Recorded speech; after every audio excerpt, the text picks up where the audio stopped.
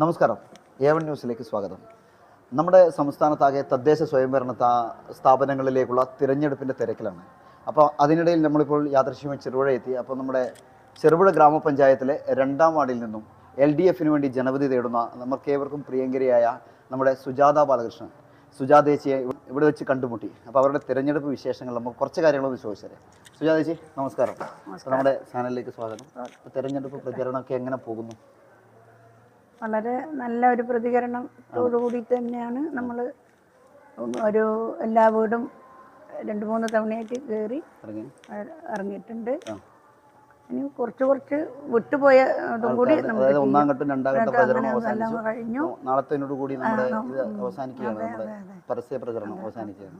അപ്പം സുജാതേച്ചിനെ പറ്റി നമുക്ക് പ്രത്യേകിച്ച് പറയേണ്ട ആവശ്യമൊന്നുമില്ല. ഒരു കവിയത്രിയാണ്, അതേ ഒരു പുസ്തകം പോലെ ഇറങ്ങിയിട്ടുണ്ടായിരുന്നു. അതുപോലെ തന്നെ നമ്മുടെ വായനശാലയുടെ പ്രവർത്തക, അതുപോലെ നമ്മുടെ റെസിഡൻസ് അസോസിയേഷൻ, അതുപോലെ നമ്മുടെ ക്ഷേത്രത്തിൻ്റെ അതിൻ്റെയൊക്കെ ഒരു മുഖ്യധാരയിൽ നിൽക്കുന്ന ഒരു വ്യക്തിത്വമാണ് നമ്മുടെ സുജാതേച്ചി.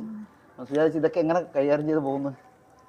ഇല്ല, പിന്നെ അമ്പലമായിട്ട് മുമ്പേ ഉണ്ട്, പിന്നെ റെസിഡൻസും അതും കുറച്ച് വർഷങ്ങളായിട്ടുണ്ട്. പിന്നെ പൊതുവായിട്ടും എൻ്റെ ഭർത്താവ് പൊതു രംഗത്ത് ഉള്ള ആളുമാണ്. അപ്പം അവരെ പുറകിൽ ഞാൻ ഉണ്ടെങ്കിലും ഞാൻ അങ്ങനെ അത്ര പബ്ലിക്കിലേക്ക് വന്നിട്ടുണ്ടായിരുന്നില്ല. അപ്പം അതെ, അതുകൊണ്ട് അതാണ് പ്രധാന കാര്യം. വെച്ചാൽ മൂപ്പർ തുടങ്ങി വെച്ച വികസന പ്രവർത്തനത്തിന് കുറച്ചും കൂടി നമുക്ക് ജനങ്ങളിലേക്ക് എത്തിക്കാൻ സാധിക്കും എന്നുള്ള ഒരു വിശ്വാസം എനിക്കും, എന്നെ തിരഞ്ഞെടുക്കുമ്പോൾ എനിക്കും അങ്ങനെ തോന്നി. അപ്പം ഈ കഴിഞ്ഞ കാലത്തെ ചെറുപുഴ ഗ്രാമപഞ്ചായത്ത് സ്റ്റാൻഡിംഗ് കമ്മിറ്റി ചെയർമാനായിട്ട് അതുപോലെ ഇത്രയും ഉജ്ജ്വലമായ പ്രവർത്തനം കാഴ്ചവെച്ചാൽ നമ്മുടെ ബാലകൃഷ്ണൻ എന്ന് വെച്ചാൽ നമ്മുടെ ശുചിത്വത്തിന്റെ കാരണം ചെറുപുഴ ടൗണിന്റെ മുഖച്ഛായ തന്നെ മാറ്റിയത് നമ്മുടെ ബാലകൃഷ്ണന്റെ ഒക്കെ പ്രവർത്തനമാണ്. അപ്പൊ ഈ ഒരു ഇതിന്റെ ഒരു തുടർച്ച വരണം എന്നുള്ള അതിയായ ആഗ്രഹം വരണം. അന്ന് കൂടുതൽ നേട്ടങ്ങൾ ജനങ്ങളിലേക്ക് എത്തിക്കണം.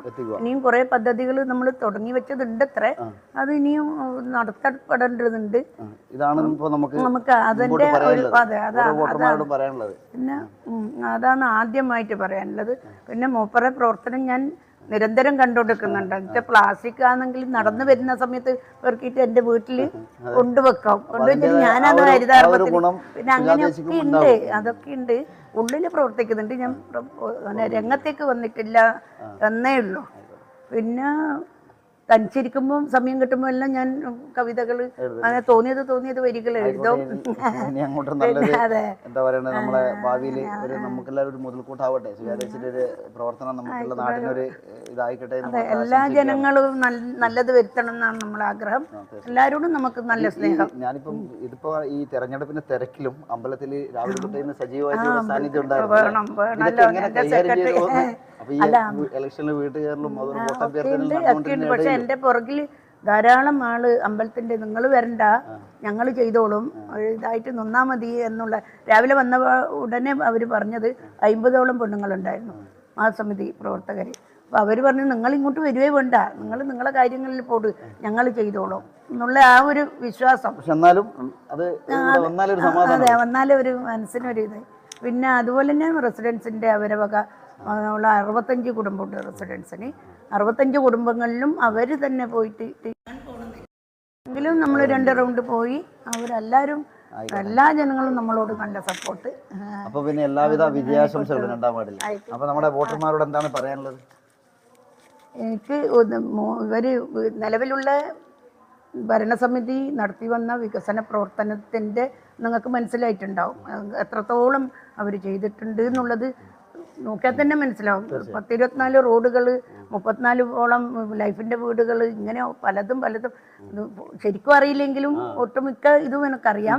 അപ്പോൾ അതൊക്കെ ഇനിയും കൂടുതൽ ജനങ്ങളിലേക്ക് എത്തിക്കണമെങ്കിൽ ഈ ഭരണസമിതി തന്നെ വന്നാൽ മാത്രമേ നമുക്കിതിനെ മുന്നോട്ട് കൊണ്ടുപോകാൻ സാധിക്കുള്ളൂ. അതുകൊണ്ട് നിങ്ങളെ വിലയേറിയ വോട്ടുകൾ അരിവാൾ ചുറ്റിക നക്ഷത്രം അടയാളത്തിൽ രേഖപ്പെടുത്തിക്കൊണ്ട് എന്നെ വിജയിപ്പിക്കണമെന്ന് അഭ്യർത്ഥിക്കുന്നു.